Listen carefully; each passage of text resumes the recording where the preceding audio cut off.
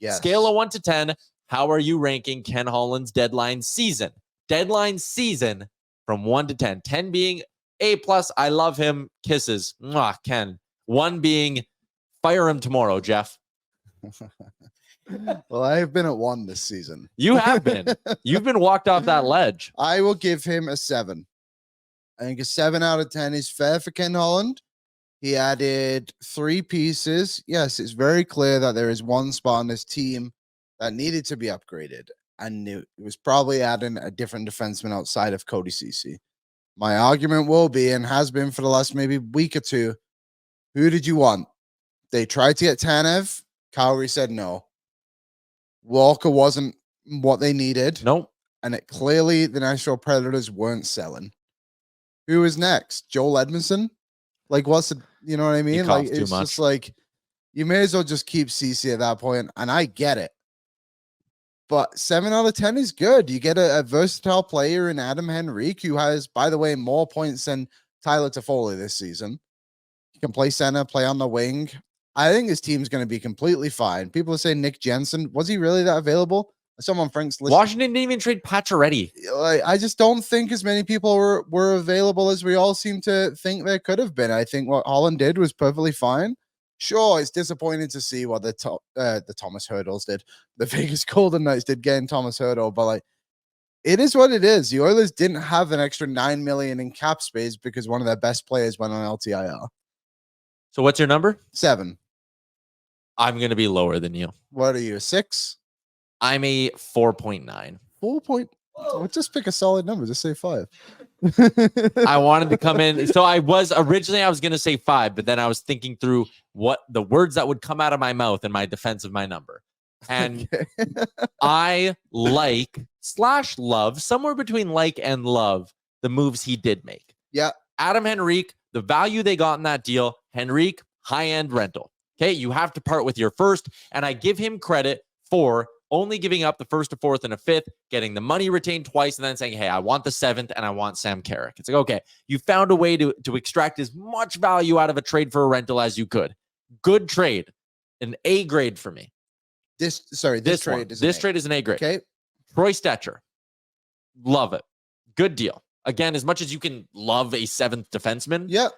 I like what Ken Holland did there. I know Davinson, Tyler's thinking I need some clickbait for the socials. No, because let me explain.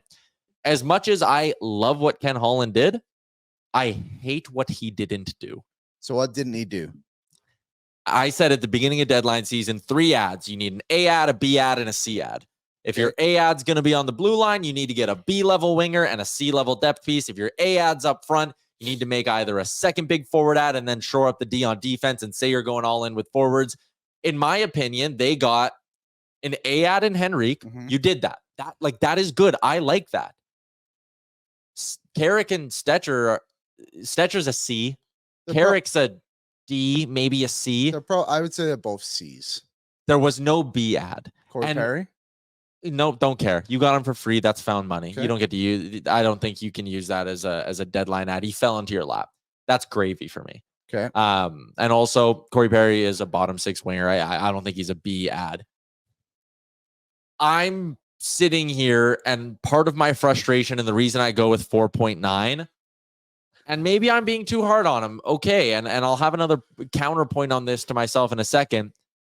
Vegas goes out and they get a B and they get an A, then they go get an A+, and they just go and go and go. And what does Winnipeg do? They go and get 2 A's, right? Yeah. And it's just, and I know, okay, LA did nothing. Sure. Vancouver, though, went out and got their A, went out and got their B in Zadorov. Colorado, what did they do? They went out and got really their A in middle stat, because that's a big piece for them. They go and get a B/ and I use a B in Sean Walker.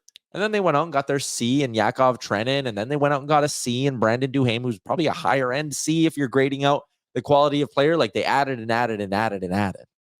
Dallas went out, got their A. Their roster's so damn good, they didn't need to do anything. Who are we kidding? That forward group is so good, and they have Stankoven now. Like, Dallas was fine. But I just look around the West at this arms race that happened over the last, call it 6 months, I guess. The Oilers did not do as much as the teams around them. And I think Oilers fans have every right to be frustrated with that playing out. This is not a year where you needed to sit there and say, I'll save my first. Why couldn't you go? If a second and a third is going for Toffoli, I get it. Dealing for rentals, you already got one, whatever. At some point, do what Vegas does and say F it.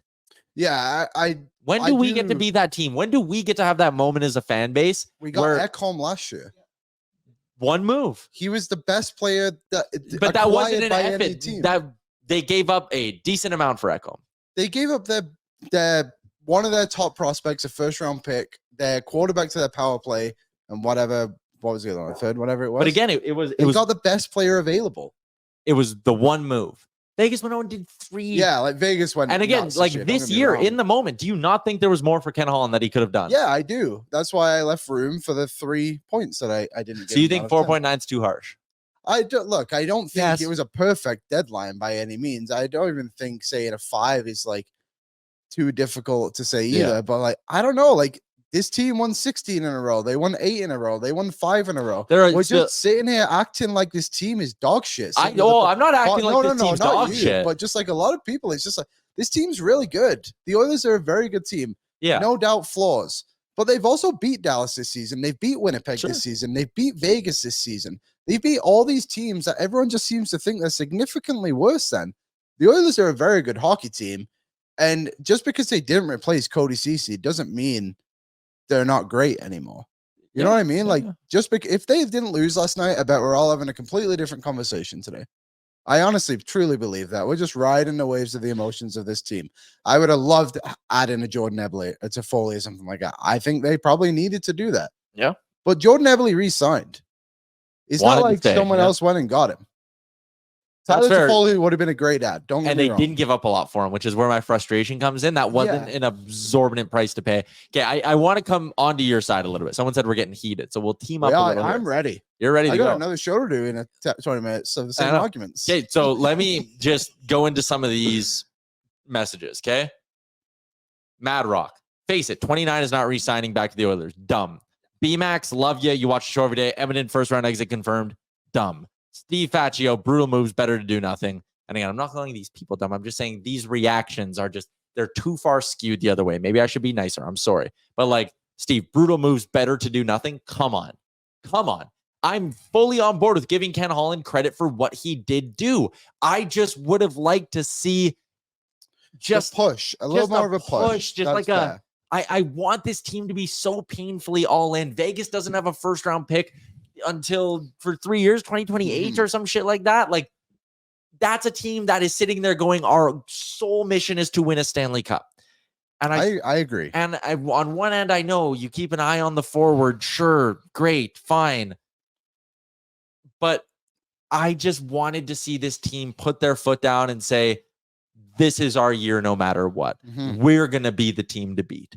And right now, I think when you look at the West, they're very clearly not the team to beat right now. They're still a damn good team.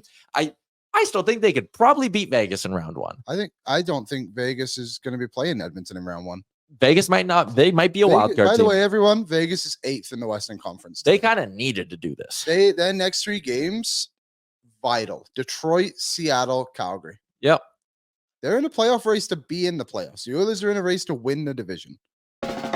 What's up, Nation citizens? If you like that video, then you need to be subscribed to the Oilers Nation YouTube. Podcasts, live shows, exclusive interviews, and analysis. Everything you need from your favorite voices at Oilers Nation. And you don't want to miss any of it, so hammer that subscribe button.